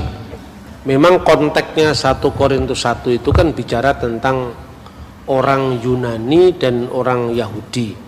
Orang Yahudi meminta tanda, orang Yunani mengejar hikmat, kan itu kan. Nah, orang Yahudi meminta tanda, karena tanda di situ adalah tanda mujizat. Sementara mereka mengharapkan Mesias itu kan Mesias politik yang menang perang. Lah kok malah disalib kan itu kan. Makanya bagi orang Yahudi itu satu batu sandungan. Kita berharap Mesias yang menang, kok masa Mesias yang disalib. Bagi orang Yunani, kalau orang Yahudi meminta tanda, mukjizat, orang Yunani Sophia Setousin, mengejar Sophia. Sophia itu yang menjadi kata filosofia, mencintai kebijakan. Dari kata filosofia kemudian muncul kata filsafat. Bagi orang Yahudi itu adalah satu batu sandungan karena nggak cocok dengan apa yang mereka inginkan. Mesias menang, Mesias politik, ternyata Yesus disalib. Tapi bagi orang Yunani itu satu kebodohan. Mereka merasa sebagai bangsa yang telah melahirkan para pencerah peradaban, Plato, Aristoteles, bahkan kita belajar teori atom dari Demokritus, dari teori Pitagoras sampai di geometri matematika, itu muncul dari Yunani. Kira-kira seperti itu. Bagi orang Yahudi adalah batu sandungan, bagi orang Yunani kebodohan. Tetapi Allah menantang, mana orang yang mau mendebat, mana itu orang berhikmat. Ya kira-kira seperti itu. Salib yang menjadi kebodohan bagi orang Yunani, salib yang menjadi batu sandungan bagi orang Yahudi. Bagi kita yang diselamatkan, salib adalah kekuatan Allah dan hikmat Allah. Nah, ini konteksnya orang Yahudi mungkin lamban secara rohani. Nah, kalau mereka cerdas secara rohani kan mereka sudah terima Tuhan Yesus. Tetapi ini tidak mengurangi hormat kita pada setiap orang yang berprestasi untuk mencerahkan peradaban. Karena kita pakai YouTube, pakai Google kan yang bikin orang Yahudi. Ya toh? Jadi ini kalau urusan kecerdasan Google, kecerdasan YouTube, Wikipedia, kita ikut Yahudi. Kalau urusan keselamatan surga jangan ikut Yahudi, tapi ikut Tuhan Yesus. Itu kira-kira. Jadi bodoh yang mana ini? Kalau bodoh dalam konteks iman ya, tetapi kalau dalam konteks ilmu pengetahuan ya kita masih berhutang sama orang Yahudi sampai hari ini. Saya kira itu. Oke, baik. Berikut.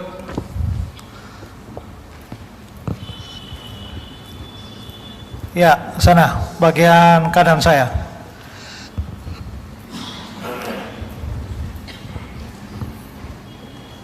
Baik, terima kasih. Saya Ray dari PMK. Jadi saya ingin bertanya kan dari berdasarkan hal yang tadi diberikan oleh Bapak Bambang itu disebutkan bahwa kita orang Kristen ini tidak lagi mengetahui Yerusalem sebagai kota suci dan kita ini sedang menunggu Yerusalem yang kedua begitu. Yang ingin saya tanyakan itu kan sekarang masih lagi dalam konflik Israel Palestina. Yang ingin saya tanyakan tuh apa tempat berdiri kita sebagai orang Kristen dalam mendukung hal tersebut? Apakah kita mendukung Yerusalem milik Israel karena secara sejarah itu memang milik Israel, atau apakah kita mengecam Israel karena telah melakukan pelanggaran HAM, ataupun kita hanya membiarkan saja semua itu terjadi dan berdoa saja begitu? Dari saya terima kasih. Tentu kita tidak bisa membiarkan penindasan. Orang Kristen harus menyatakan salum di tengah-tengah situasi dunia yang tidak adil, keadilan, membawa keadilan di tengah-tengah dunia yang tidak adil. Kan seperti itu kan. Jadi kita tidak bisa membiarkan kesewenang-wenangan orang Israel terhadap rakyat Palestina. Tetapi untuk kota Yerusalem, ya memang ini secara historis memang itu miliknya Israel menurut saya. Tapi mesti dicarikan jalur-jalur yang sifatnya dialogis, ya, supaya tidak perlu ada korban lagi dalam konteks konflik dengan yang lain.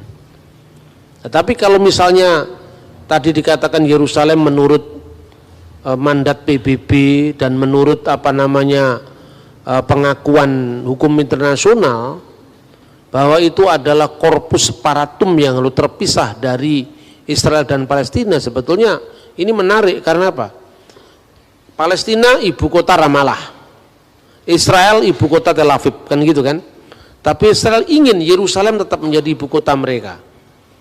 Nah, menurut saya asal bukan Yerusalem Timur kan sebetulnya itu bukan wilayah Yerusalem yang dimasukkan dalam korpus separatum tadi. Yerusalem wilayah Timur itu Yerusalem kuno itu loh. Karena di situ ada Bait Allah, karena di situ ada sejarah mereka bangsa Yahudi. Mereka tidak ingin dilepaskan dari sejarah masa lalunya gitu.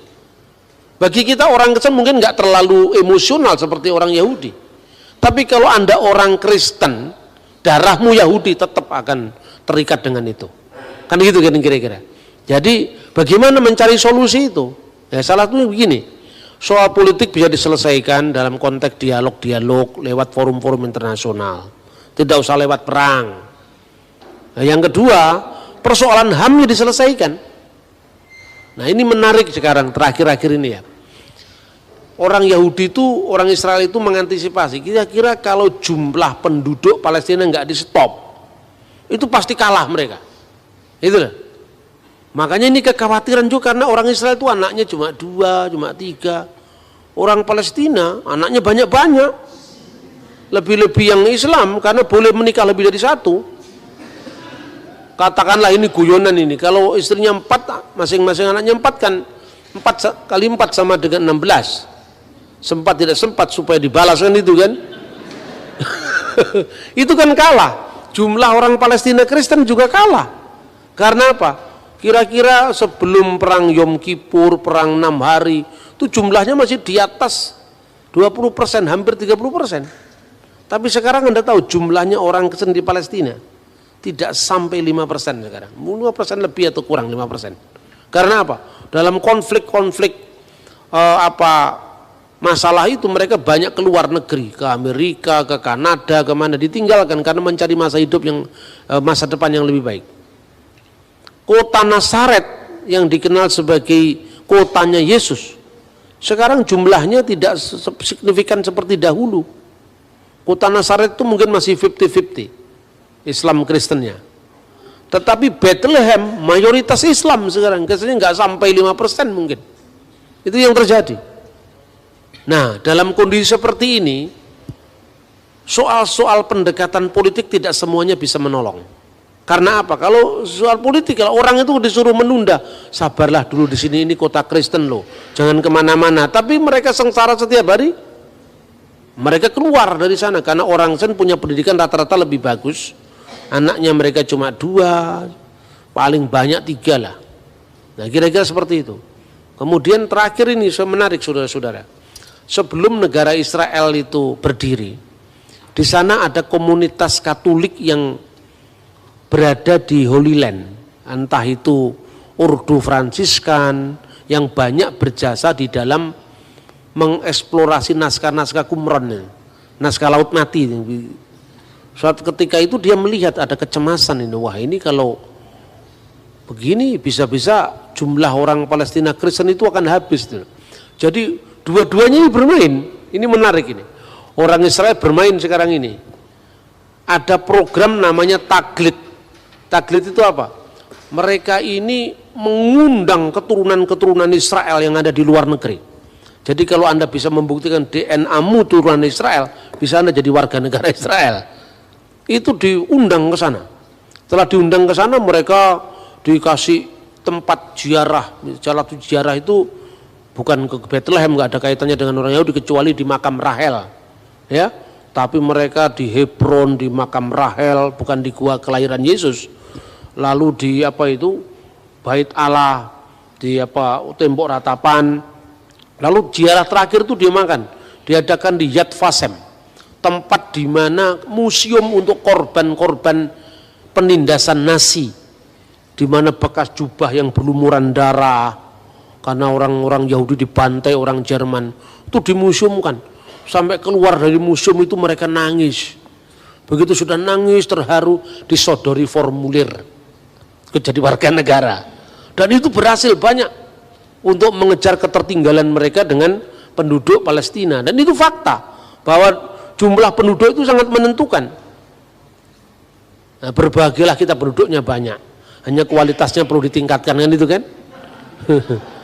Terus kemudian orang Kristen ini mikir, karena orang Kristen di sana yang paling eksis itu ada dari Ordo Fransiskan ini, maka orang-orang romo-romonya Fransiskan itu juga mikir, wah ini kalau Israel punya begitu, tandingannya cuman orang-orang Palestina yang non Kristen.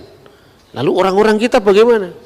Dia juga bikin perumahan murah untuk orang Palestina.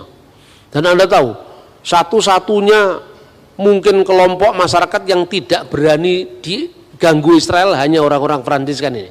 Karena mereka tuan rumah sebelum orang Zionis datang. Lobbying politiknya luar biasa. Itu tanah miliknya Fransiskan. Begitu nanti dikuasai negara Israel, Fransiskan berteriak dikembalikan itu.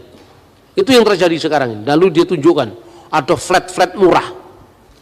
Harganya flat di Yerusalem itu kira-kira 1 bulan itu mungkin sekitar 1.000 sampai 1.500 US dollar.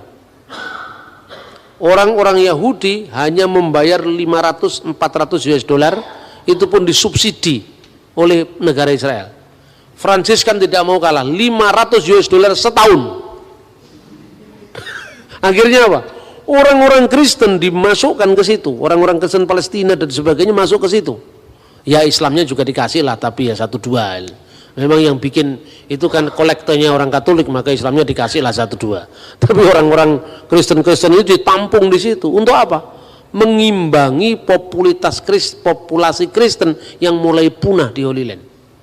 Saya pernah wawancara dengan salah seorang abuna yang nunggu tempat di gereja Getsemani. Orang tua sekali. Saya tanya, tahu program ini? Wah, saya tidak tahu urusan-urusan politik. Tapi saya kejar terus. Terus dia bilang apa? Ya, kita ini hanya ingin mendirikan pendidikan yang layak, hidup yang layak bagi orang-orang Kristen di sini, baik itu orang Palestina Muslim maupun Palestina Kristen. Harapan saya ke depannya tidak terjadi orang Kristen di negeri sendiri. Karena kita sudah tercabut dari tanah air kita. Kristen berkembang di Roma, Kristen berkembang di Konstantinopel. Kenapa di Yerusalem, tanah air kita semula kita tidak ada? Itulah kerinduan kami, itulah air mata kami, itulah doa-doa harapan kami sehingga kami tetap kerasan tinggal di sini. Saya sudah ikut terharu saya, wah hebat juga ini Bapak ini kan. Nah kira-kira seperti itu, antara pendekatan politik dengan pendekatan kemanusiaan harus berbeda. Saya kira itu, terima kasih.